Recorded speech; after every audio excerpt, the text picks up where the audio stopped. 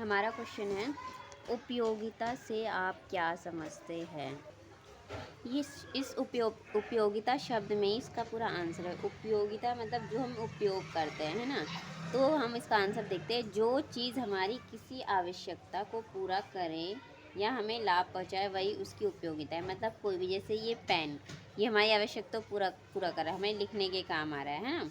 हमारे पास ये चेयर है, ये बैठने के काम आ रहा है। तो इस तरीके से ये जो भी है जो हमारी आवश्यकता को पूरा करे उसे हम उपयोगिता कहते हैं। तो वही जो चीज़ हमारी आवश्यकता को पूरा करे या हमें लाभ पहुंचाए, मतलब या फिर जिससे हमें अच्छा हो, परेशान प्रॉफिट हो जिससे हमें, तो वही उपयोगिता होता है।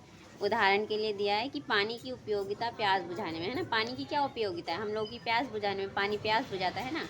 किताब की उपयोगिता ज्ञान देने में, किताब क्या करता है, ज्ञान देता है। तो ये इस तरीके से, ठीक है।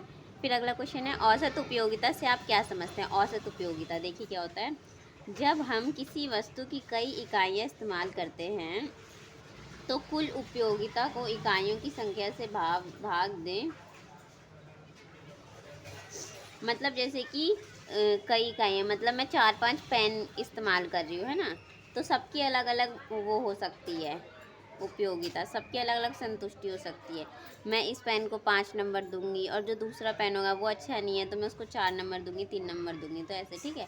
तो जब हम किसी वस्तु की कई इकाइयाँ इस्तेमाल करते हैं, कई इकाइयाँ मतलब एक वस्तु है उसकी कई तरह की इकाइयाँ, मतलब अलग अलग क्वालिटी की, ऐसा कह सकते हैं। तो कुल उपयोगिता को इकाइयों की संख्या से भाग देते हैं, जो कुल उपयोगिता है उसको इकाइयों की संख्या से भाग देते हैं, तो जो परिणाम आता है वही औसत उपयोगिता कहलाता है। उदाहरण में देखते हैं, मान लीजिए आपने 4 आम खाए, ठीक है, और उनसे कुल 20 अंक की संतुष्टि मिली, ठीक है। 20 अंक की संतुष्टि मिली तो हम औसत उपयोगिता कैसे निकालेंगे। कुल उपयोगिता कितनी हो गई, 20। 20 की संतुष्टि मिली तो 20, और वस्तु की संख्या कितनी हो गई, कितने आम थे, 4 आम थे, तो 20 को 4 से भाग दे दिया तो 5 आ गया। तो वस्तु की, तो ये जो हमारा आंसर आ गया है वो औसत उपयोगिता निकल के आ गई है, ठीक है। फिर अगला है सीमांत उपयोगिता की परिभाषा। ये सब इंपॉर्टेंट क्वेश्चन है, 3-3 नंबर में आता है। किसी वस्तु की एक अतिरिक्त इकाई का उपभोग करने से कुल उपयोगिता में से जो वृद्धि या कमी होती है उसे सीमांत उपयोगिता कहते हैं। मतलब जैसे कि हम सेम चीज़ यूज़ कर रहे हैं पर आगे जाके उसमें हमें या तो वो ज़्यादा अच्छा लग गया या ज़्यादा बुरा लग गया, तो वही, जैसे कि कोई किसी वस्तु की एक अतिरिक्त इकाई का उपयोग, मतलब एक से अधिक जो भी हम कोई भी वस्तु का यूज़ कर रहे हैं उसमें जो भी हमें कमी या खूबी नज़र आती है वो हमारी सीमांत उपयोगिता कहलाती है। एग्जाम्पल से देखते हैं, मान लीजिए आपने 2 रोटी खाई, ठीक है, और कुल उपयोगिता 10 थी, ठीक है। 2 रोटी की कुल उपयोगिता 10 थी। अब तीसरी रोटी खाने से कुल उपयोगिता 13 हो गई। अब जो तीसरी रोटी खाई उसको खाने से जो कुल उपयोगिता है 13 हो गई। मतलब पहली रोटी पे 5, दूसरी रोटी पे 5, मतलब 2 रोटी पे तो 10 मिली हमें संतुष्टि, पर तीसरी पे क्या मिली, कम मिली है। तो ये जो हमारी क्या हुई, कमी हुई है ना। तो सीमांत उपयोगिता क्या होगी, 13 में से 10 को भाग दे देंगे तो 3, ठीक है। यानी तीसरी रोटी की सीमांत उपयोगिता 3 निकल के आ गई, ठीक है। अब यह है सम सीमांत उपयोगिता नियम क्या है, ठीक है। ये नियम पूछा, ये क्या है। यह नियम बताता है कि जैसे जैसे हम किसी वस्तु की अधिक इकाइयाँ का उपयोग करते हैं वैसे वैसे उसकी सीमांत उपयोगिता घटती है। मतलब जैसे जैसे एक ही वस्तु का हम बहुत बहुत सारी यूज़ कर रहे हैं तो वैसे वैसे ही ना उसकी सीमांत उपयोगिता, मतलब जो है उसकी वृद्धि घटती जाती है, वो वृद्धि नहीं उसमें कमी होती जाती है। एग्जाम्पल पे देख लेते हैं, जब हम पहली रोटी खाते हैं तो हमें बहुत संतुष्टि मिलती है, हम भूखे हैं, हमने पहली रोटी खाई, हमें बहुत संतुष्टि मिली, बहुत अच्छा लगा। दूसरी खाई तो पहली से थोड़ी सी कम, है ना, और तीसरी खाई तो बहुत कम, और जब चौथी खाई तो हमें वो अच्छा ही नहीं लगा, नुकसान हो गया, है ना।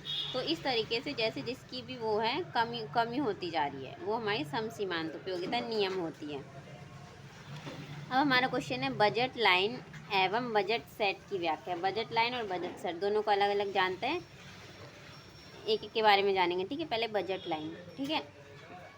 आपके पास जितने पैसे हैं और चीज़ों के दाम जितने हैं उन पैसों से आप किन किन तरीके की 2 वस्तुएं खरीद सकते हैं उसे दिखाने वाली रेखा बजट लाइन। मतलब जैसे कि हमारे पास जितने पैसे हैं, और जैसे मेरे पास 10 रुपये हैं और ये पेन 10 रुपये का है, ठीक है। तो उस पैसों से हम किस किस तरीके की 2 वस्तु खरीद सकते हैं।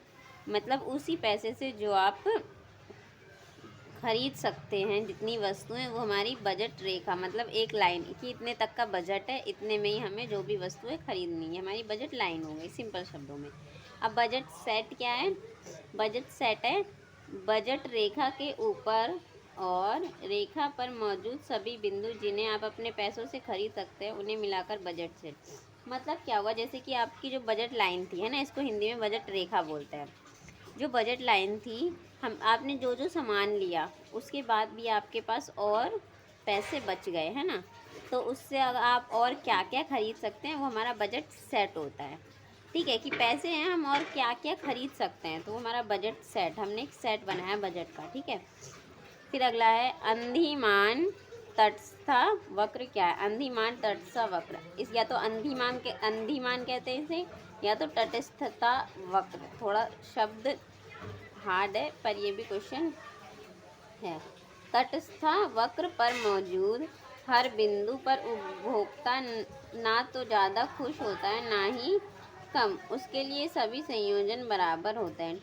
ठीक है, मतलब तटस्था वक्र पर मौजूद हर बिंदु, मतलब जब तट उसमें क्या होता है, एक मतलब ऐसा वक्त आता है जिसमें ना तो उपभोक्ता ज़्यादा खुश होता है ना ही वो कम, तो उसके लिए जो है ना सब चीज़ बराबर होती है। कैसे? उदाहरण के तौर पे देखिए, जैसे कि हमने क्या किया, मैंने एक दुकान खोली और मैंने उस पर ये रखा कि 2 कप चाय पे 4 बिस्कुट आप ले सकते हैं। ठीक है, ये मैंने रखा कि ये 20 रुपये में आप 2 कप चाय पे 4 बिस्कुट। और मैंने दूसरा क्या रखा कि 3 कप चाय ले लो और 2 बिस्कुट ले लो, ये भी 20 रुपये में। मतलब दोनों चीज़ जो है सेम है। इसमें जो है जो भी खरीदने वाले होंगे उन्हें कोई भी वो नहीं होगा, जिसको बिस्कुट ज़्यादा पसंद होगी वो ये वाला तय करेगा, जिसको चाय ज़्यादा पसंद होगी वो 3 कप चाय ले लेगा, बिस्कुट कम ले लेगा, है ना। तो इसमें जो है संतुष्टि जो है बराबर होएगी, इसमें कोई भी उन्हें वो नहीं होगा, है ना। अगर दोनों से उपभोक्ता को एक जैसी संतुष्टि मिलती है, मतलब अगर इन दोनों से जो भी खरीदार है उनको एक जैसी संतुष्टि मिलती है, तो इसी को हम तटस्था वक्र कहते हैं। ठीक है, अब समझ आया? एग्जाम्पल से आसानी से समझ आया ना। ऐसे आप कोई भी एग्जाम्पल जो आपके दिमाग में हो वो भी दे सकते हो। हमारा अगला क्वेश्चन है मांग की परिभाषा। अब मांग क्या होता है? मांग जो है, अब उसके बारे में जानते हैं। सिर्फ चाहना ही मांग नहीं, मतलब किसी वस्तु को सिर्फ चाहना ही मांग नहीं है। मांग वो है कि जब चाहने के साथ पैसे और ख़रीदने की तैयारी हो तभी उसे मांग कहते हैं। मतलब आपने मतलब किसी चीज़ को चाह लिया कि मुझे ये चीज़ पसंद है, मुझे ये चाहिए, तो वो मांग नहीं है। मांग वो है कि आप उसे चाह भी रहे हैं, आपके पास पैसे भी हैं। मतलब जैसे कि आपने कहा मुझे पीसी चाहिए, पर पीसी के लिए आपके पास पैसे होंगे तो ही वो आपकी मांग कहलाएगी, है ना। पीसी चाहिए तो उतने पैसे होने चाहिए तभी मांग कहलाएगी। सिर्फ किसी चीज़ को चाहना मांग नहीं होती, उसे खरीद लेना, उसको अपने पास पा लेना वो मांग होता है।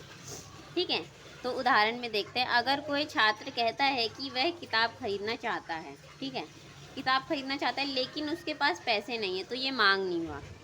लेकिन अगर वह किताब खरीदना चाहता है और पैसे भी है तब मांग होएगा, तो उसी चीज़ को मांग कहते हैं। मांग सिर्फ चाहना नहीं, उस चीज़ को खरीद लेना, उस चीज़ को पा लेना मांग होता है। ठीक है, फिर अगला क्वेश्चन है हमारा, सीमांत उपयोगिता हास नियम को उदाहरण और रेखा चित्र किससे स्पष्ट। सीमांत उपयोगिता हास नियम ये बहुत ही ईजी है, मैं आपको अब समझाऊंगी ना, बहुत आसानी से समझ जाओगे। ठीक है, तो हम देखते हैं। सीमांत उपयोगिता हास नियम कहता है कि जैसे जैसे कोई उपभोक्ता एक ही वस्तु की अधिक इकाइयों का उपभोग करता है, वैसे वैसे हर अगली इकाई से मिलने वाली अतिरिक्त संतुष्टि घटती है। मतलब जैसे मैंने आपको रोटी का एग्जाम्पल दिया था कि जैसे जैसे रोटी खाता है वैसे ही उसकी उपयोगिता घटने लगती है। पहले रोटी में जो है सबसे ज़्यादा वो रहता है, भूखे रहता है, तो पहली रोटी बहुत ही, जैसे कि 10 में से 10 नंबर आप दे दोगे पहली रोटी पे, और दूसरी पे क्या दोगे, 8 नंबर दे दोगे, तीसरी पे और कम दे दोगे, 6 दे दोगे, 4 दे दोगे, ऐसे। और लास्ट धीरे धीरे जाते जाते आखिरी रोटी पे जो है आपकी जो बिल्कुल है 0 हो जाएगी उपयोगिता। ठीक है, संतुष्टि बिल्कुल 0 हो जाएगी, अब चाहिए ही नहीं, पेट भर गया, अब नहीं होगा, है ना। तो वही है, तो मैंने उदाहरण में ही लिया है। मान लीजिए कोई व्यक्ति भूखा है और वह रोटियाँ खा रहा है, ठीक है, तो ये मैंने बनाया। इसमें रोटियों की संख्या, उसने पहली रोटी खाई, उसकी कुल उपयोगिता 10 मिली, है ना। सीमांत उपयोगिता भी है 10, ठीक है। और दूसरी रोटी खाई तो उसको मिली कुल उपयोगिता 18, मतलब पहली पे 10 मिली थी, दूसरी पे 8 मिली। तो दूसरी पे भी अगर 10 मिलती तो दोनों पे बराबर संतुष्टि होती। दूसरी में उसे थोड़ी कम हुई कि वो 8 नंबर ही देगा, 10 नंबर नहीं देगा, तो दूसरी पे 18। और जो सीमांत उपयोगिता है उसमें से हम 18 में से 10 को माइनस कर देते तो 8 आ जाता है। ठीक है। फिर वैसे ही तीसरी पे जो है कितनी मिली उसे, 24 मिली, और कम मिल गई है ना। तो हमने क्या किया, 24 में से 18 माइनस किया तो 6, उसकी सीमांत उपयोगिता क्या हुई, 6 हो गई। फिर चौथी रोटी पे उसे 28 मिली, है ना, धीरे धीरे कम होती गई। तो चौथी आप यहाँ से देख सकते हैं, पहले पे 10 नंबर दिया, दूसरे पे 8 नंबर, तीसरे पे 6, फिर अगले पे 4, फिर इसी तरीके से जो है 2, फिर एक ऐसा हुआ छठी रोटी उसने खाई, उसे बिल्कुल भी संतुष्टि नहीं मिली, और सातवीं में तो उसकी संतुष्टि घट ही गई। तो हम इसको ना समझते हैं, ठीक है। तो क्या हुआ, पहली रोटी पे बहुत संतुष्टि मिली तो पहली रोटी पे 10 नंबर दिया। फिर दूसरी रोटी पे कम संतुष्टि हुई थोड़ी सी, तो 8 नंबर दे दिया। और इसी तरीके से हर रोटी पे जो है वह संतुष्टि घटती गई, है ना। जैसे मैंने यहाँ बताया, पहली रोटी पे 10, दूसरी पे 8, फिर 6, फिर 4, ऐसे। पर छठी रोटी पे क्या हुआ, बिल्कुल है संतुष्टि 0 हो गई, बिल्कुल ही, कि अब चाहिए ही नहीं, बस मजबूरी में खा रहे हैं कि वेस्ट नहीं करना है ना। और सातवीं रोटी पे क्या हुआ, नुकसान हो गया। सातवीं रोटी भी थी उसके पास, वो उसको थोड़ा थोड़ा खा रहा था, पर वो खा नहीं सका, तो उसमें जो है माइनस में चला गया, है ना। तो इसी तरीके से चीज़ों की जो संतुष्टि कम होती है वही होता है जो हमारा सीमांत उपयोगिता का हास नियम। तो देखिए, सीमांत उपयोगिता का एक छोटा सा ग्राफ बनाते हैं। अगर आप ग्राफ बना दोगे ना तो आपके एग्जामिनर खुश होकर बहुत अच्छे नंबर दे देगा। तो जो है इसकी ये सीमांत उपयोगिता का मैंने ग्राफ बना दिया, ठीक है। जो आपने उपयोगिता निकाली थी ना, ऐसे आप ऐसे भी, ठीक है। तो ये है वहाँ। और जो है वस्तु की इकाई की रोटियों की संख्या 1, 2, 3, 4, 5, 6। तो इस तरीके से ऐसे ऐसे ऐसे एक ग्राफ सा बना दिया, बस ये सिंपल सा, कोई कैसे भी ग्राफ बना देना है, ठीक है। जैसे जैसे वस्तु की संख्या बढ़ती है वैसे सीमांत उपयोगिता घटती है ना। जैसे जैसे वस्तु की, मतलब रोटी की संख्या बढ़ी और सीमांत उपयोगिता संतुष्टि जो है घटती गई। ये हमारी है सीमांत उपयोगिता हास नियम। अगर ये क्वेश्चन आता है तो आपको ऐसे करना है, इजी है, बस समझने की बात है।